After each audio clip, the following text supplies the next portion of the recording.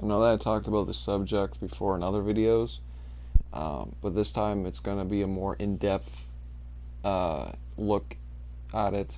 Um, Basically, I'm going to provide uh, advice on how to help people with it and what you can do to um, honestly make people's lives better, really.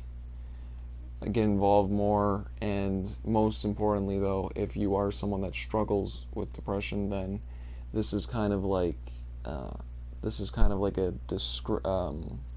reflection slash well, yeah, it's kind of a reflection on actually how what I've been dealing with recently as well. So if it makes you feel less alone, then I feel like I've done my job.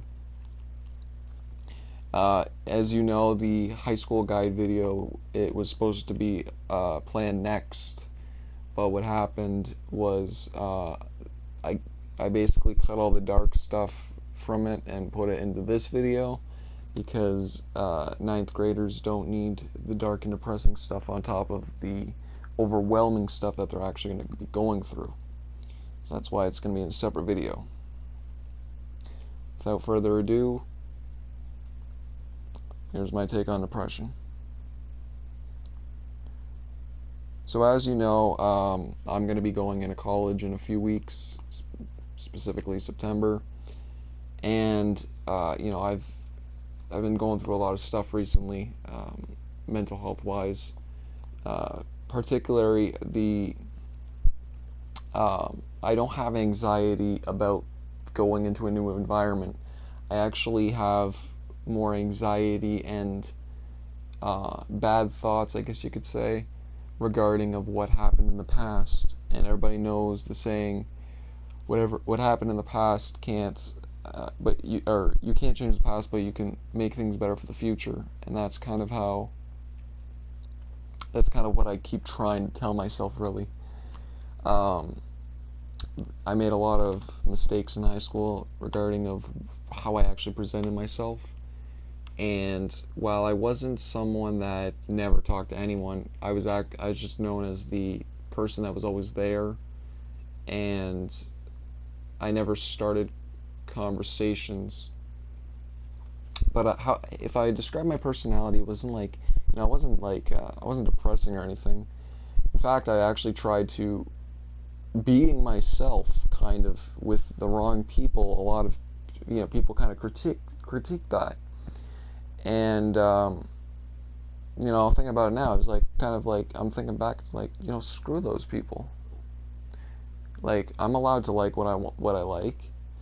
But anyways, regarding the crowd whole thing, uh, I I wouldn't say that I definitely wasn't a bland character. Like I was interesting, but I wasn't always interesting. I tend to always let people do the talking and then I give my take on it. I never really started conversations and really did any of that unless I had something funny to say, really. And yeah, so a lot of this comes from you live in the obviously everybody knows you can't change the past, but you can make things better for the future. And a lot of the time, when people go through these periods of uh, self doubt, they hate themselves. Worst of all, probably even thinking or having thoughts of suicide, but not actually not full on, not like really going through with it, but like at least having the idea in your head. And a lot of the time, people think they are trapped in that specific space, and it's very different because it's all I almost treat like reliving stuff now. It's almost like watching a movie that you enjoy or you didn't enjoy for the first time, and then watching it again and noticing everything that's different about it. And that's kind of how I view it as, because again, there's this is a really bold thing to obviously say, but it doesn't matter what happens in the real world or sorry, it doesn't matter what happens in my future, I am still going to remain on this earth until I am the last person on earth. Because the only thing that's keeping me, the one thing that's keeping me here is obviously people that need help, people that need attention, people that need to be or to feel like they belong, when a lot of the time they, other people like put them down or whatever. And that's the whole reason why I'm here, and that's why I wanted to stay. Now, obviously, not everybody's going to feel this way, because considering that everybody's different, and they don't always think that, they're still questioning their purpose on why they're even here. And there's a lot of things I ask people, or that's the main thing I ask people. I ask, like, do you care about or do you think about the people that you would hurt if you decide to do something that affects you but affects everybody else? Do you think about the people that you hurt in the process?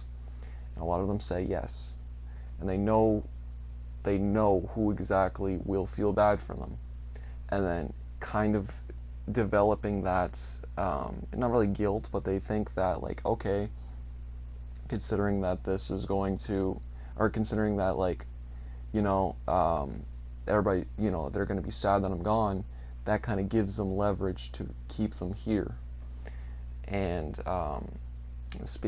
for now wise, like, if I ever have an episode where it's like I see nothing but darkness, and everything is just the worst of it, just the worst of everything in my head, I know that eventually it's going to drown out and I'm going to go back to normal. And then people always ask, the second question is like, what can you do to make it, to explain to people that you're okay when you don't look okay? Because the thing is, like, you're obviously, when you don't feel okay, people will be able to tell that you're not okay.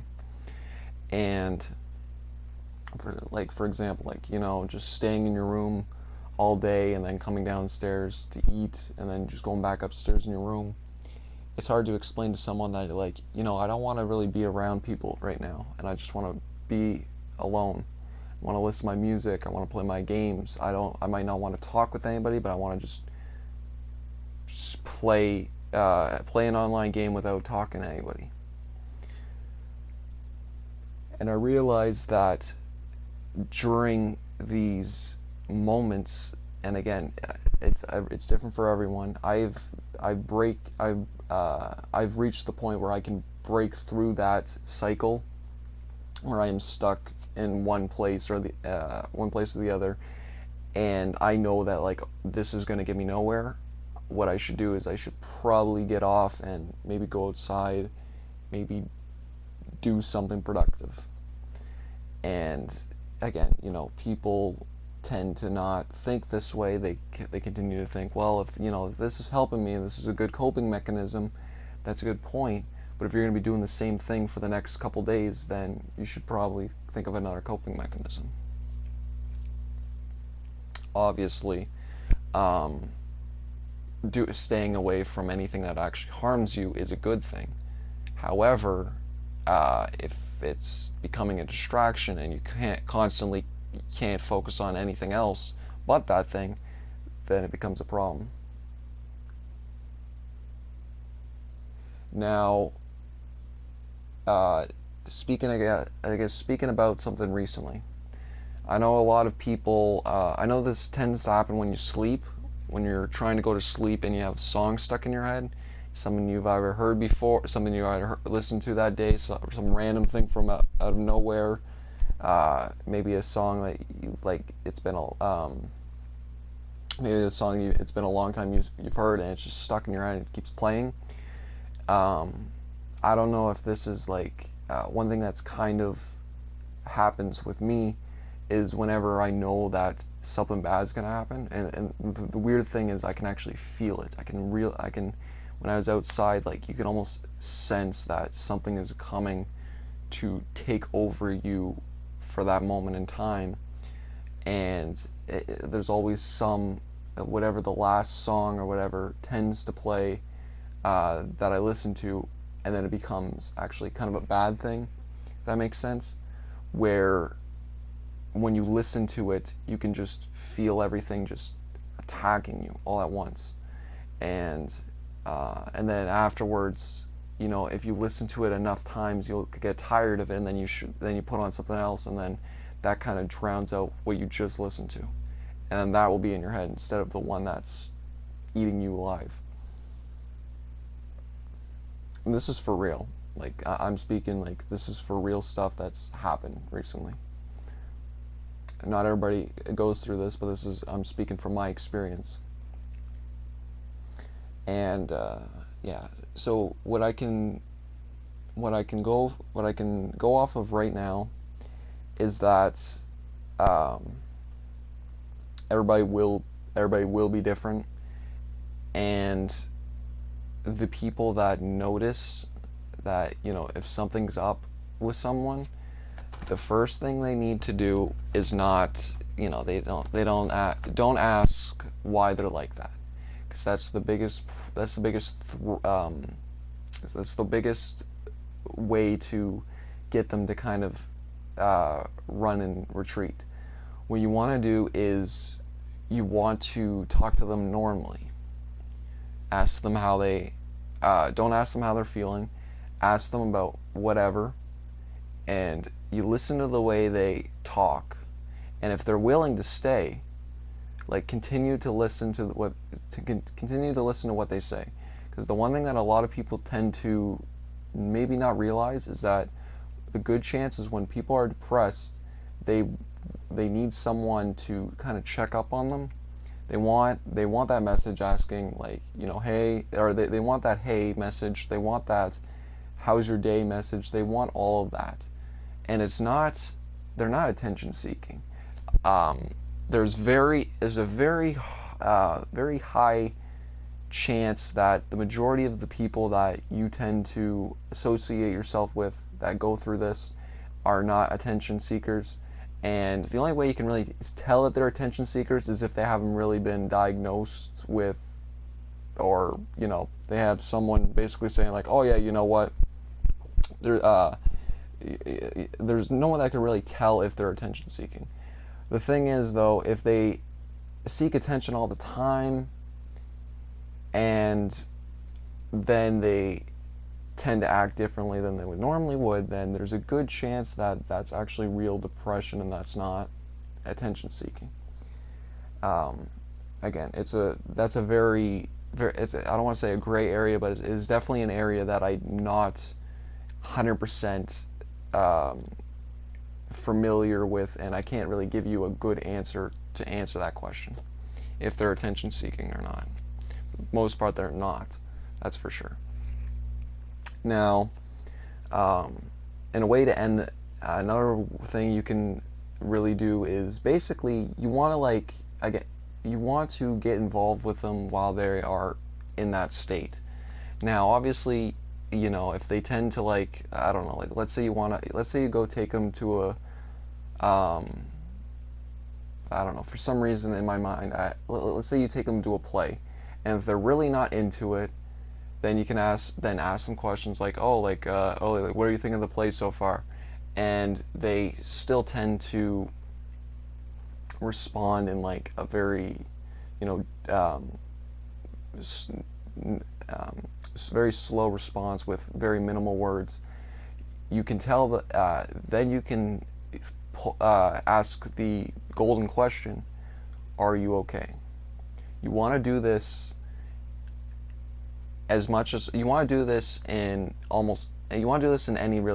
really any scenario. And if you really think that, like, you know, this is not going to work or this person's different, you know, go for it. But this is the way that I tend to think actually will help people, rather than scare them away to not get, or to get them to, like, not really, or yeah, you don't want to scare them away. Yeah. Recently, a case happened here where, you know, it kind of it actually inspired me to make this because, again, like, people tend to go about things wrong when it comes to severe depression, trauma, and just anything surrounding mental illness with people that tend to not really talk a lot, and people, outlaw them. They think that they're different, or because they're different from others, they are, they're just weird. They're not just weird. They have problems that are severe to to them that cause them to think different things and make them act differently. And it's actually, it's if you feel no remorse when you make fun of someone and then they tend to either, leave or move away for good, in this case, not using the appropriate word for this, but if they're gone forever and you tend to feel no remorse, well, good on you, because you are a sociopath that feels no sympathy for others. And if you were someone that decided not to really spend time with a person just because the sake that they were different from you, and you knew that deep down, like, this person probably is an interesting person, but you knew that because people would see you hang out with them, they would think of you differently. Again, shame on you as well, but at least you've seen this video. At least you know exactly what you're dealing with, or because it's never too late to go talk to someone that doesn't really talk a lot. And then that's kind of like that's what I've learned throughout this. And it's sad when you see more stuff in the news regarding local people going away for good because no one really was there for them. Sorry if I got if this got too depressing, but that's the case when you talk about depression. I got really nothing else to say aside from the high school guide videos in the works. And please, please, whatever you do, just whatever state you are in. It doesn't matter if you are depressed. It doesn't matter if you have been thinking about talking to someone, but you are afraid that how your friend group will view you if you hang out with them. You've heard what I said. Listen to what I said, because you will live a better life if you either reach out and talk to someone, or reach out and talk to that person that you've thought about talking to. That is all. Peace.